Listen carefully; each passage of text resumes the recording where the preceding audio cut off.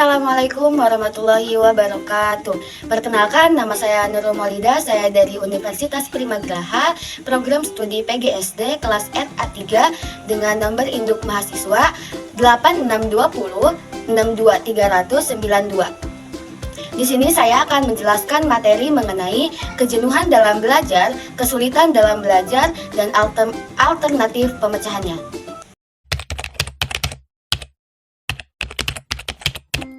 Berikut ini ialah materi yang akan saya bahas. Yang pertama yaitu kejenuhan dalam belajar.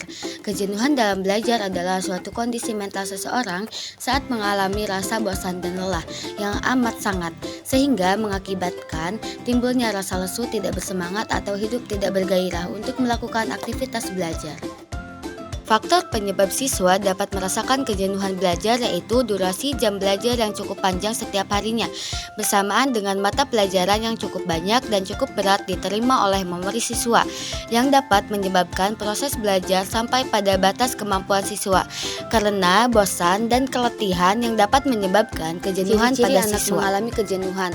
Kejenuhan merupakan bagian dari masalah di mana indikatornya adalah yang pertama, hasil belajar yang rendah, yang kedua, lambat dalam melakukan tugas-tugas kegiatan belajarnya, yang ketiga, menunjukkan sikap-sikap kegiatan yang tidak wajar seperti acuh tak acuh, menentang, berpura-pura, dusta, dan sebagainya.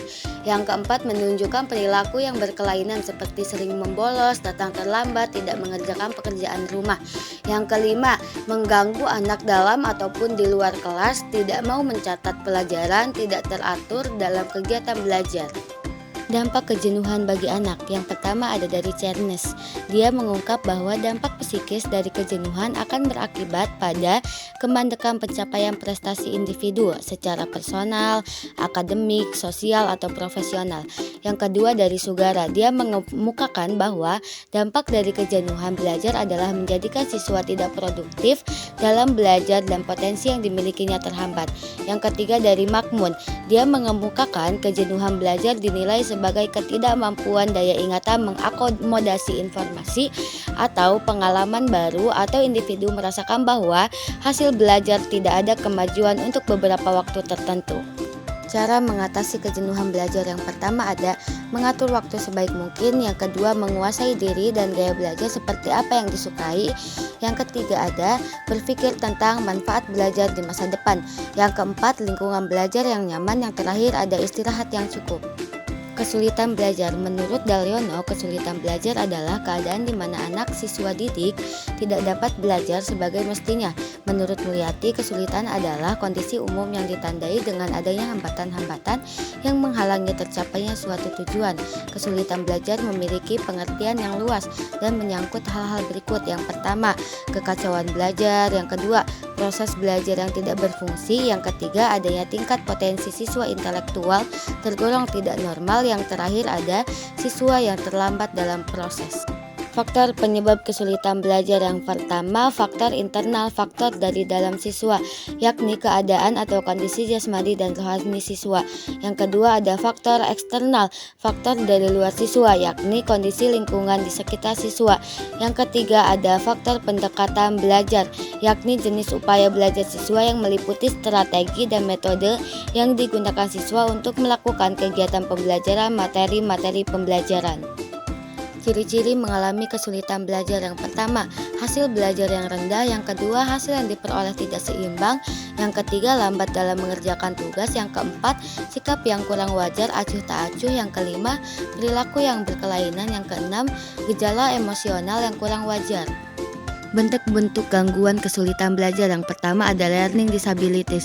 Anak yang mengalami kesulitan dalam belajar biasanya mengalami masalah dalam memahami dan menggunakan sesuatu yang ditulis atau dibicarakan. Yang kedua ada attention deficit hyperactivity disorder. Seorang anak dikatakan menderita ADHD apabila tidak mampu memfokuskan perhatiannya, hiperaktif, dan bertindak secara impulsif. Yang ketiga ada intellectual disability.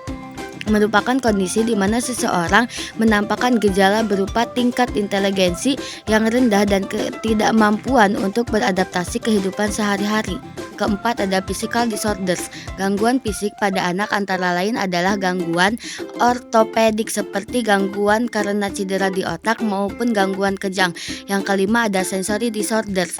Gangguan sensorik atau gangguan indera mencangkup pada gangguan penglihatan dan pendengaran.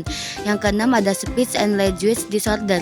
Gangguan bicara dan bahasa antara lain adalah masalah dalam berbicara seperti gangguan artikulasi, gangguan suara, dan gangguan pada kefasihan dalam berbicara. Yang ketujuh, ada autisme spectrum disorder. Gangguan autisme adalah gangguan yang menyerang pada usia 3 tahun pertama. Penderita biasanya memiliki kesulitan dalam hal sosial, komunikasi verbal dan nonverbal, serta melakukan perilaku berulang. Yang kedelapan, ada emotional and behavior disorder. Menurut Sujarwanto dan Ropiah, anak yang memiliki gangguan emosional dan perilaku ditandai dengan kelainan tingkah laku dan emosi yang tidak dapat berinteraksi dan beradaptasi dengan baik sehingga kurang dapat diterima oleh lingkungannya.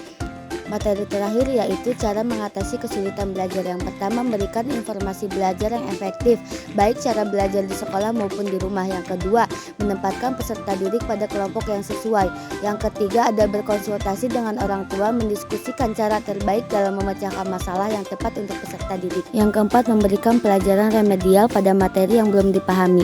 Yang kelima, menyajikan pembelajaran secara konkret dan aktual kepada peserta didik dengan memberikan variasi media dan metode yang dapat membantu siswa dalam memahami pembelajaran. Yang keenam, memberikan layanan konseling bagi peserta didik. Yang ketujuh, memberikan perhatian khusus kepada peserta didik yang lambat dan berusaha membangkitkan motivasi belajarnya.